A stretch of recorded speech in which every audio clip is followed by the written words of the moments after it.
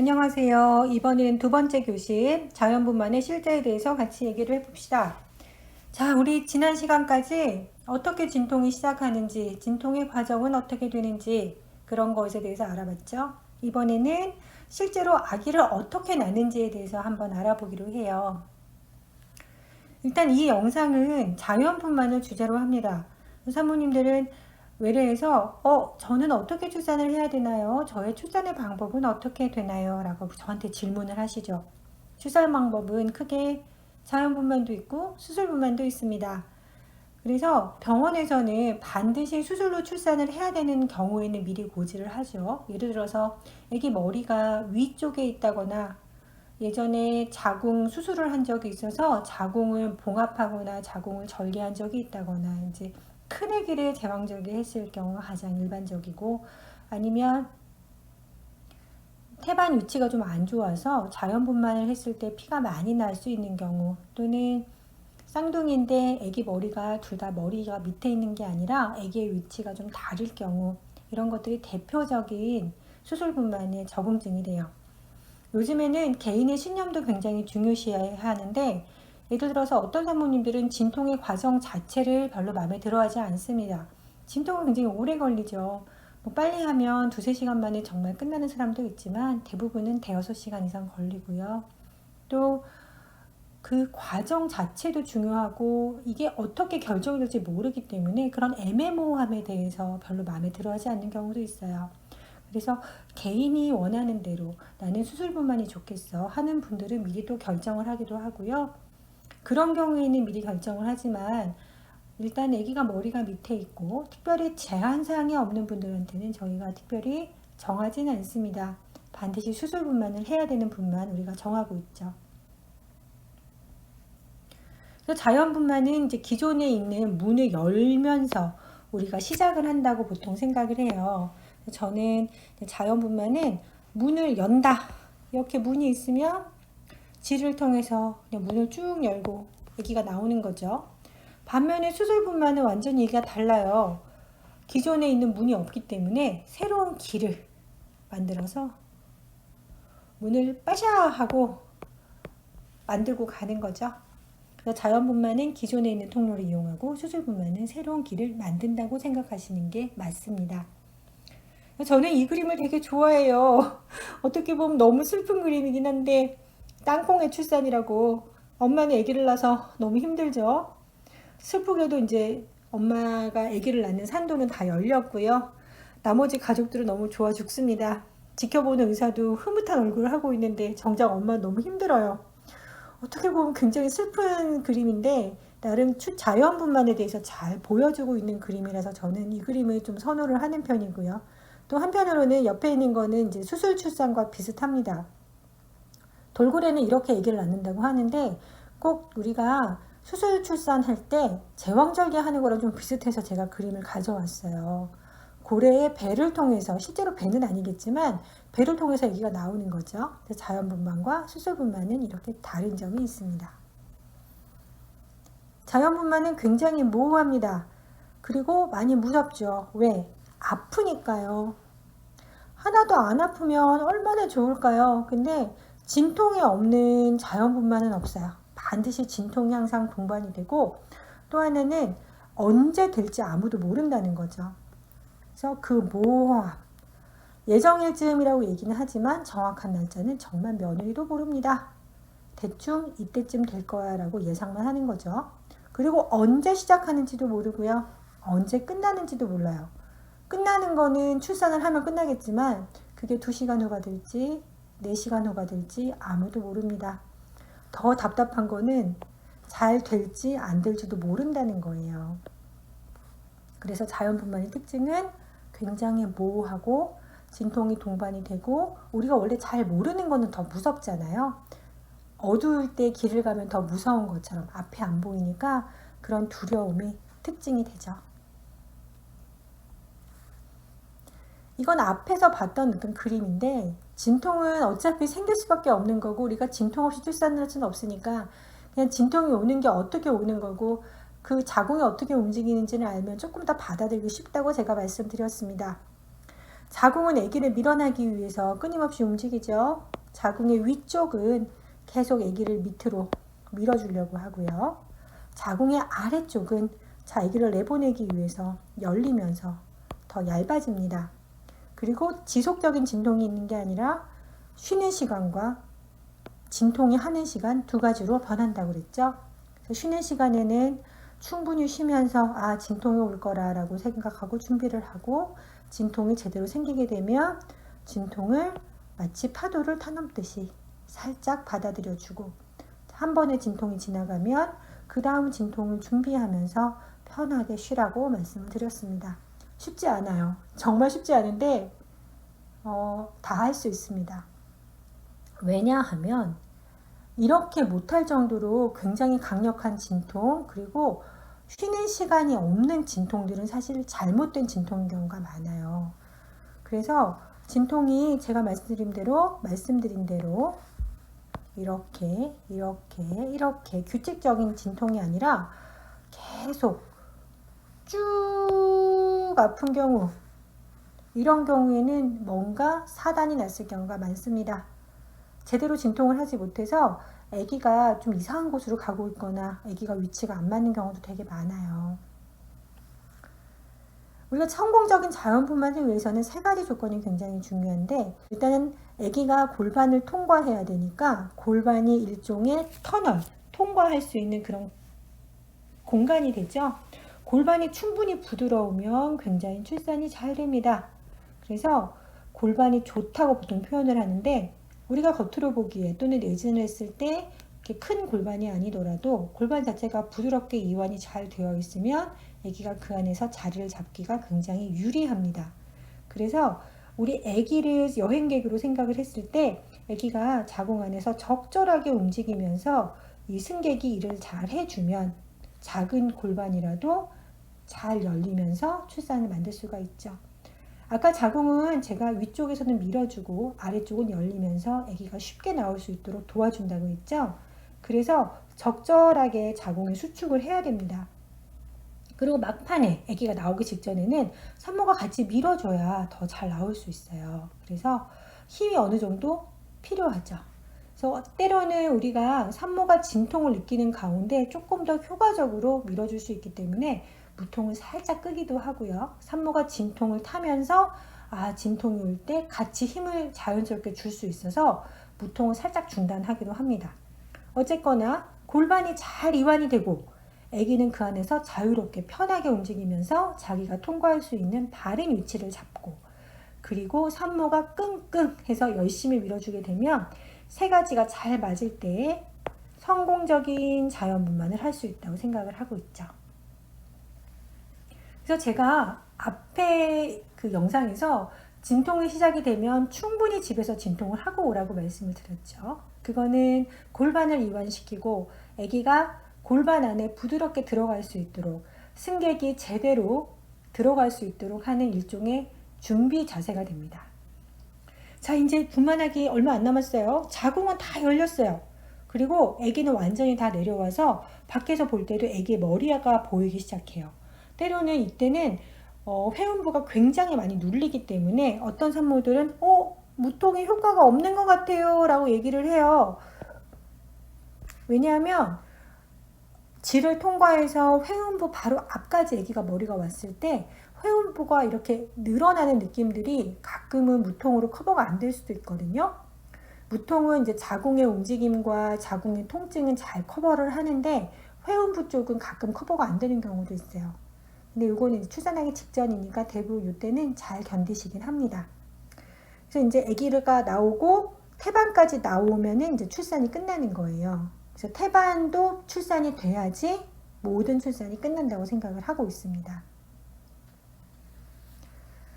회음절개에 대해서 많이 질문을 하시는데, 회음절개는 우리 동양 여성들에게 굉장히 특화된 술기 중에 하나예요. 회음절개는 말 그대로 우리의 회음, 질과 질 옆에 외음부를 얘기를 하는 거죠. 어떤 산모들은 회음부가 굉장히 단단해서 우리가 진통을 할 때 회음부가 충분히 늘어나지 않기 때문에 출산할 때 회음부가 많이 찢어지기도 합니다. 그래서 꼭 필요할 때만 시행을 하게 되지만 대부분의 동양 여성에서는 회음부를 특히 초산모에서는 한 90% 정도는 하고 있는 것 같아요. 저도 초산모는 거의 회음절개는 하는 편입니다. 왜냐하면 그냥 분만을 하면 되게 밉게 찢어지고요. 안 찢어질 수는 없거든요. 근데 가끔 이제 되게 탄력이 좋은 분들은 잘 늘어나서 찢어지지 않는데 많이 늘어나서 모양이 좀 안 예쁘기는 해요. 특히 이제 회음이 좀 딱딱하신 분들은 오히려 더 많이 얼기설기 찢어지기도 하니까 그럴 때는 요즘에 많이 쓰고 있는 열상 방지 주사, 이거 우리 얼굴에 하는 필러 있죠? 필러를 녹이는 물질하고 비슷해요. 그래서 회음 안에 있는 그런 조직들을 부드럽게 이완시켜 가지고 손상이 적도록 좀 나온 주사거든요. 저도 처음에 이게 나왔을 때 별로 안 믿었는데 오랜 시간 써보니까 되게 좋더라고요. 그래서 저는 웬만하면 초산모들은 이거 하라고 권장을 하고 있습니다. 회음절개는 이제 아기가 나올 수 있는 통로를 만들어주는 건데 그때 상황에 따라서 7시 방향 절개도 있고 아니면 이제 12시 방향 절개도 있어요. 12시 방향 절개를 하는 경우랑 7시 방향 절개를 하는 경우랑 그거는 이제 그때 상황에 맞춰서 절개를 하게 되고요. 어쨌든 회음절개를 하는 것은 동양 사람들한테 굉장히 유리하고 특히 이제 한국인들, 특히 한국 의사들은 회음절개를 굉장히 잘하는 사람 중에 하나예요. 그래서 잘하죠. 그래서 회음절개를 해서 뭐 잘못되거나 그런 경우는 별로 없습니다. 외국에서는 이제 회음절개를 대부분 배운 적이 없기 때문에 이런 술기를 하는 걸 굉장히 어려워해요. 그래서 이제 외국에서 출산하신 분들을 이제 둘째 낳으러, 셋째 낳으러 이제 한국에 오시면 회음이 좀 보기 안 좋은 경우가 많습니다. 손상이 심하고 제대로 봉합이 잘 안 돼가지고 좀 손상이 심한 경우가 생각보다 많아요. 그래서 저는 회음절개는 우리가 니트 같은 거 입을 때 지퍼가 있어서 이렇게 예쁘게 열고 다시 닫으면 그 니트 목둘레가 깨끗하게 유지가 되듯이 마찬가지로 회음절개도 그런 똑같은 개념이라고 생각을 하시면 되겠어요. 지퍼가 없으면 이렇게 그냥 보기 싫게 막 늘어나잖아요. 이게 다시 회복되진 않거든요.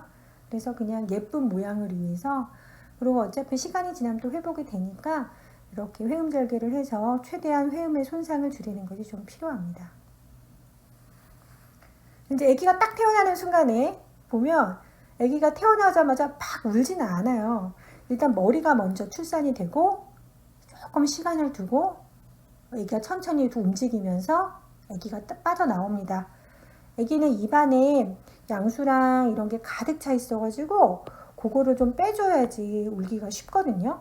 그래서 또 춥고 이렇게 양수로 다 젖어 있으니까 좀 추워해서 바로바로 몸을 좀 닦아주는 것이 아기가 숨 쉬는 게 훨씬 편해지기는 해요. 그래서 바로 우는 것이 아니라 태어나서 보통 1분 안에 울면 괜찮다고 생각을 합니다. 그래서 우리가 아기를 딱 태어나서 그 아기를 안았을 때 아기가 1분 동안에 어떤 반응을 보이는지 5분 동안에 어떤 반응을 보이는지 확인을 해서 아기는 엄마랑 같이 분만실 안에 있을 건가 아니면 바로 신생아실로 이동을 해서 뭔가 처치를 해야 되는가를 결정을 하게 되죠. 아기는 바로 우는 게 아니라 어떻게 조금 기다렸다가 운다고 그거를 기억을 하시기 바랍니다. 아기가 처음에 잘 못 우는 가장 큰 이유는 일단은 입안이랑 코에 뭐가 되게 가득 차 있어요. 그리고 아기는 뱃속에서 숨을 쉬지 않거든요. 아기 폐에는 액체로 가득 차 있고요. 아기가 태어나서 처음에 숨을 쉬기 시작하면서 그 폐 안에 있는 액체가 자연스럽게 빠지고 그 다음에 숨을 쉬기 시작하죠. 우리가 탯줄 호흡에서 폐호흡으로 바뀐다고 얘기를 합니다. 그때 왕 우는 순간이 제대로 하는 폐호흡이 되고요. 그거를 도와주기 위해서 양수도 빼주고 좀 닦아주고 이렇게 하는데 양수를 좀 늦게 빼줬다고 해서 폐호흡이 방해되진 않아요. 다만 좀 편하게 도와주는 거죠. 그래서 아기도 그 좁은 산도를 내려오느라 많은 고생을 해요. 대표적으로 아기 머리가 이제 꼬칼콘 모양이 되죠. 코네드가 되고 산모들이 엄청 걱정을 많이 하시는데 이 코네드가 될 뿐만이 아니라 머리 안에 막 피도 고이고요. 머리 쪽이 이렇게 막 이렇게 부어오르기도 하고 이렇게 막 뿔이 생기기도 하고 그런데 시간이 지나면 이렇게 예쁜 동그란 머리로 다 돌아옵니다. 그리고 약간 아기가 크거나 진행이 굉장히 빨리 돼서 애가 후루루룩 나올 때 애기 쇄골도 굉장히 많이 부러져요. 산도는 항상 굉장히 좁습니다. 절대 넓지 않아요. 그래서 고기를 애기가 응샤 이렇게 해서 잘 각도를 맞춰서 오는데 머리가 나온 다음에 어깨가 나와야 되거든요. 근데 애기가 몸을 그때 접습니다. 어깨를 안쪽으로 살짝 접고요. 이때 팔이 좀 지나치게 많이 접혀 있거나 이러면 쇄골이 부러지기도 하죠. 쇄골 골절 때문에 많이 걱정을 하시지만 쇄골 골절은 완전히 좋아지고 아무런 후유증이 남지 않고 아기도 아파하지는 않습니다. 특히 아기도 이제 뱃속에 계속 있으면서 자기 막 손도 빨고요. 또 이제 질환에 끼어 있을 때 머리카락이나 이런 게 계속 질벽에 쓸려요. 그래서 두피나 얼굴 쪽에 이렇게 벗겨진 상처들도 많이 생기는데 결국에는 출산 과정에서 생긴 거니까 시간이 지나면 완벽하게 다 회복이 됩니다. 아기가 태어나면 저희는 캥거루 케어를 하고 있죠.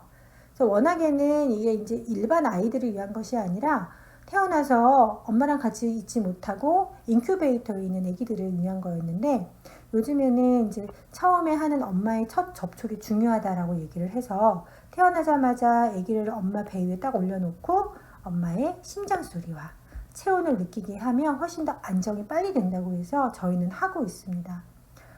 사실은 이런 캥거루 케어는 수유하는데 굉장히 도움이 돼요. 근데 캥거루 케어를 하지 않는다고 해서 아기의 수유가 또 방해받는 것은 아닙니다.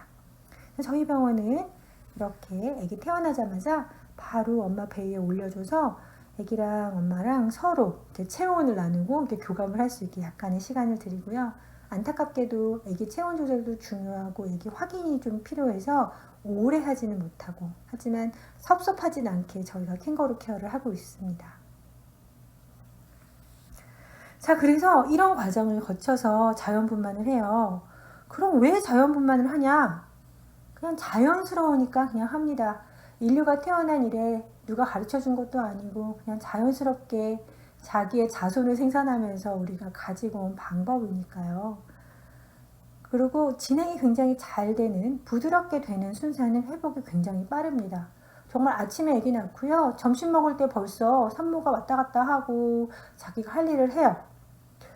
그리고 어떤 사람들은 역시 자연분만을 해야 아기랑 산모랑 모성이 생긴다 이런 얘기도 하고 또 이제 자궁이 잘 수축하면서 자궁이 깨끗해진다. 오로가 확 빠지니까 자궁이 깨끗해요. 이런 얘기도 해요.